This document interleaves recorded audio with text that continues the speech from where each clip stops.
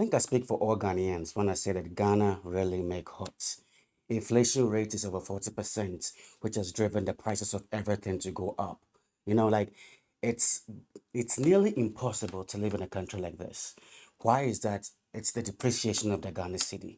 The cedi has fallen over 40% against the dollar, and this is making it almost impossible to live in this country. But it seems the government of Ghana has come up with a plan to tackle the dollar issue. But I guess the question that all Ghanaians are asking is this plan really going to work? You know, like there are a lot of things that the government promises that we don't see. So is this plan or is this idea really going to work? I will show you a video of the Vice President giving a speech and explaining into detail the fundamentals of this plan or idea. But before we get into that, I would really like it if you really subscribe to this channel and leave a like on this video. It goes a long way to help this channel reach the wider audience. So with no further ado, let's get into the video. Beyond the IMF, however, we have to look for fundamental solutions to some of our problems. As our foreign exchange reserves have declined, the depreciation of the cedi, as I have noted, has accelerated. A major source of cedi depreciation has been the demand for foreign exchange to finance the import of oil products. In fact, our import of oil products is around $3 billion annually. Persistent cedi depreciation increases the cost of living with higher prices for fuel, transportation, utilities, food, and so on. Many governments, including ours, are facing a very difficult economic crisis that requires solutions that must come out of the box. How do we stop the depreciation? How do we stop the persistent increases in the prices of fuel and utility? We have been thinking about this long and hard. When you think about it, ladies and gentlemen, the challenge that we face is a limited access to foreign exchange, as our foreign exchange reserves have depleted and the demand has not fallen, but the demand has been relatively steady for that lower foreign exchange reserves. And so the demand exceeds the supply, and then you have depreciation. So the thinking that we said, okay, how do we get in more foreign exchange reserves for the country to be able to stem this gap between the demand and the supply? One of the things that occurred to us and to me was, why aren't we able to accumulate reserves in terms of gold? The unique feature of gold is that we are endowed with gold. We produce gold in Ghana. So I said, let me check how much gold we have accumulated in Ghana thus far. And when you look at the data between independence and 2021, we had accumulated just 8 tons of gold. 8 tons. We are one of the largest gold-producing countries in the world. But we had accumulated 8 tons. When I looked at the United States, they have over 8,000 tons. The IMF, many other countries in Europe are dealing with gold reserves of over 2,000 tons. And we have 8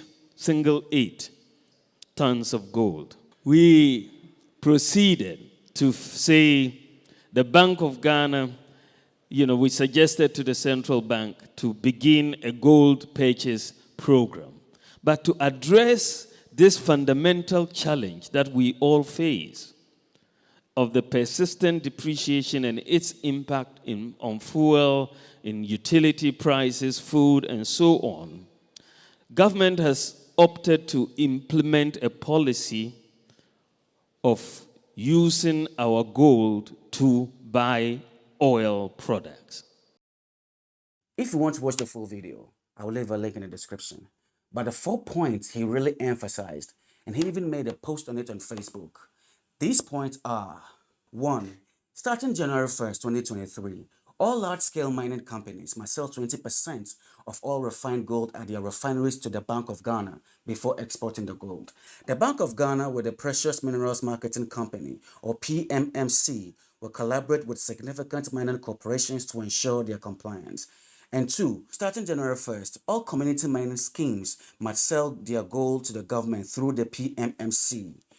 3. All small-scale gold miners must sell to the government through the PPMC by 2023. And 4. The Bank of Ghana and the PPMC will buy gold in cities at a spot price. I know that some of you might say that this is a good initiative from the government to tackle the dollar cedi issue.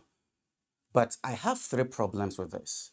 The first one being that we as Ghanaians, we know that there are lots of policies that the government came up with, told the Ghanaian people, but it never saw the light of day. I can give you so many examples, but I'm going to give you two.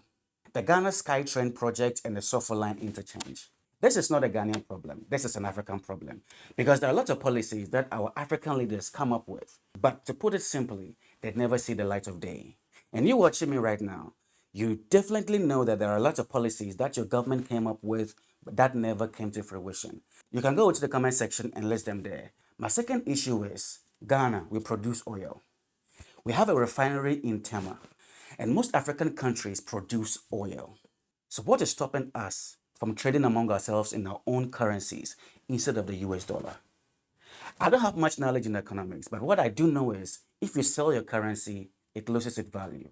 If you buy your currency, it gains value. So doesn't that mean that when we buy oil in dollars, the dollar will rise in value and our own currency will lose value? And we wonder why our local currencies are falling. My issue with this is we Africans, we produce our own oil. What is stopping us from trading among ourselves in our local currency? Because it seems that if we do this, it will solve a whole lot of problems that we are facing right now. And my third issue has to do with what the Vice President of Ghana said. Since independence, Ghana has something like 8 tons of gold in reserve. And Ghana is one of the leading countries that produce gold. So my question is, where did the gold go? Where did it go? And it got me thinking that Ghana, we have a problem. We call it galamsey, which basically means illegal mining by foreigners, taking our gold away. So basically, we are losing our gold to foreigners. And those people don't even pay taxes. And to add on top of that, they are also destroying our water bodies. And we still haven't found a permanent solution to this problem. So what is the government doing to solve this galamsey issue to keep our gold in the country? Because it seems that Ghana is losing a lot of its gold to foreigners. And basically, we don't even know the tons of gold taken out of Ghana each and every year. These are the three problems I have with this policy. Apart from that, I think it's okay. And like I said before, I'm no expert, but I think one of the ways Ghana can get out of this mess is to trade with African countries in their local currencies. At least that can boost our currencies to the world stage. We buy oil from Nigeria in cedis, and Nigeria buy cocoa from us in naira. Once again, I'm no expert, but I think this can go a very long way to help us. At least our currencies will see a steady rise without the help of the US dollar. But I really do believe that our main focus should be at African trade markets, where African countries trade among themselves in their own currencies. Something like what the Europeans have, the European Union. They trade among themselves in their own currency, which is why the euro has a huge market value. Yet, I know that there are lots of things that goes into policies like this, like politics and the usual formalities. But as they wait, ordinary people like you and I are really feeling the heat. Thank you for watching this video to the end. But before you go, I have one question for you. Do you think this policy that the government of Ghana has come up with will actually work? If you enjoyed this video, kindly subscribe to this channel for more amazing content. Thank you and see you in the next video.